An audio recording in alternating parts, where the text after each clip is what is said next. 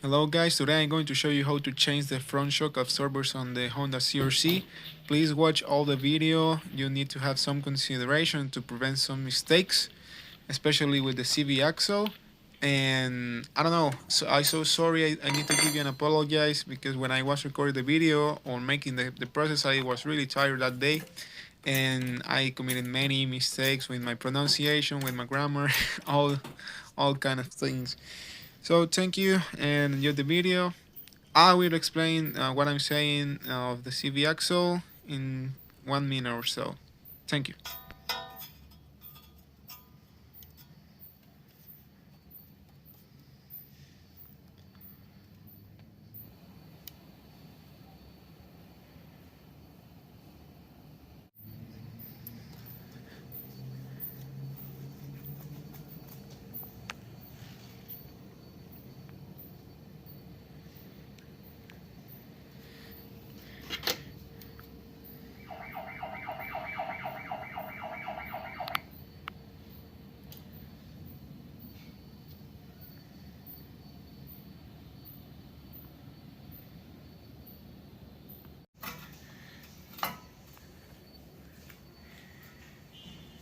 Okay guys, here please be real careful of what you're trying to do because I have all the bolts loosened up now.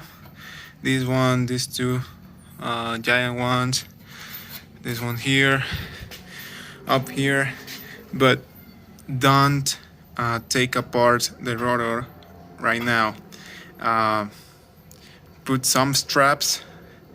I have here one strap, if you can see, one strap here and one other strap here, plus the jack, because I don't want to get this rotor or basically the CV axle to pop out of the bearings or the bearings, because this thing likes to pop out of the bearings. So if you have that same issue, you will have a lot of trouble to put that thing again.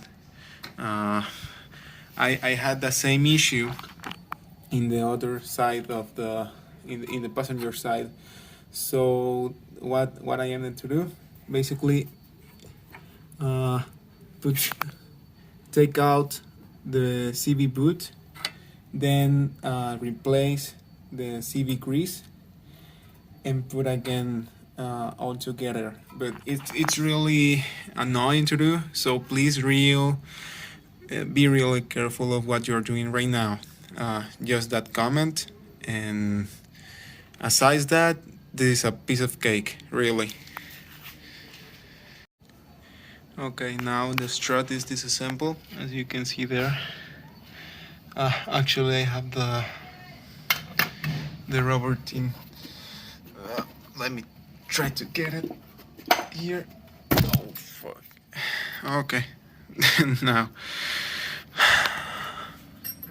the straps are preventing to the CV boot to pop out of the bearings, and really be extremely careful. Try to align the car and keeping it straight, because it will try to pop out an angle in this way.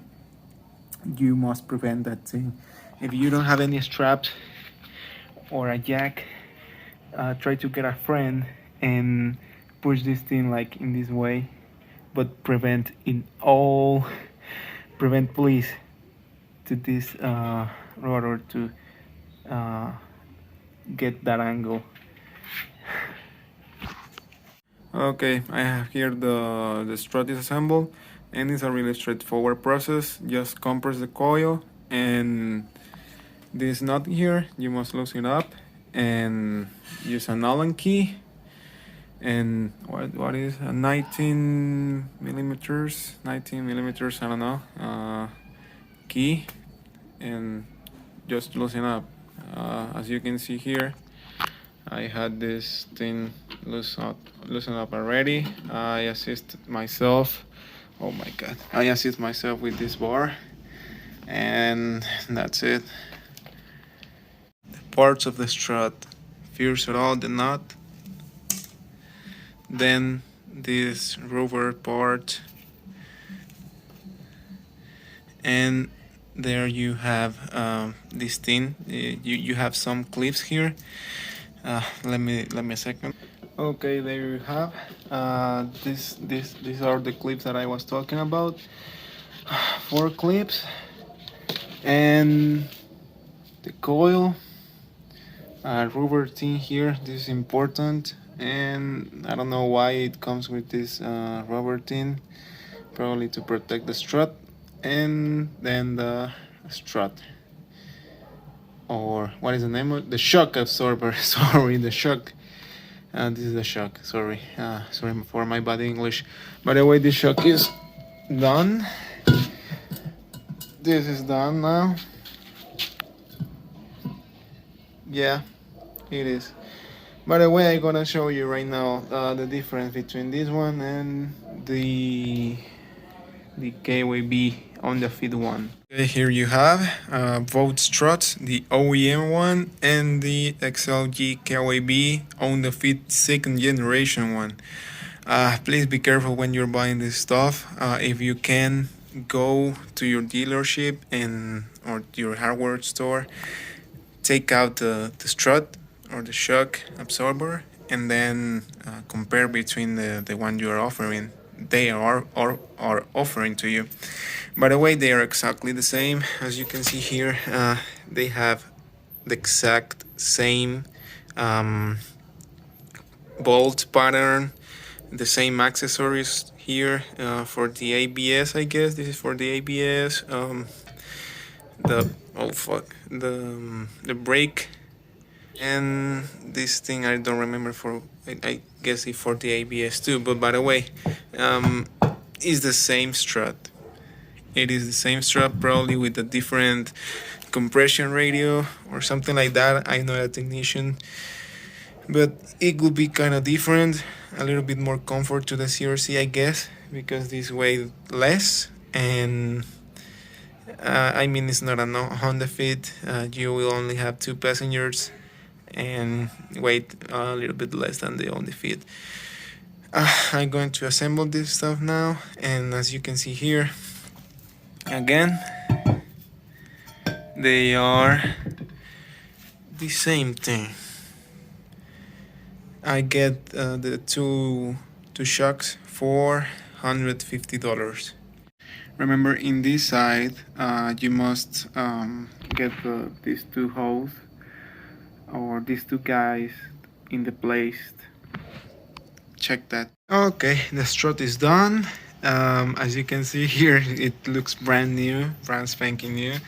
I applied some thread locker here. I know that the best one will be the blue thread locker, not the red one, but it's the only thread locker that I have here available. And yeah, it's the same one. Really, it's the same, it looks the same, it works almost the same, and it is compatible with this car. And let's go and put it again in the car. Okay, there you have. Everything fits in, no issue. Just want to notice something. The ABS cable is really tight. I don't know if this is good or not. Probably not at all, because it wasn't that tight when I installed the old one. I mean, when the old one was installed, sorry. And by the way, I hope that this thing will work normally. And I guess that's all. If you have any further questions or something like that, please ask me in the comments or send me DM, because fixing this or changing the strut, I learned a lot, especially in the CV joint and the CV boot and everything, the control arm, all that stuff. I don't want to remember that again. Because the other side, the passenger side, was extremely hard for me. And yeah, this is the result. Peace.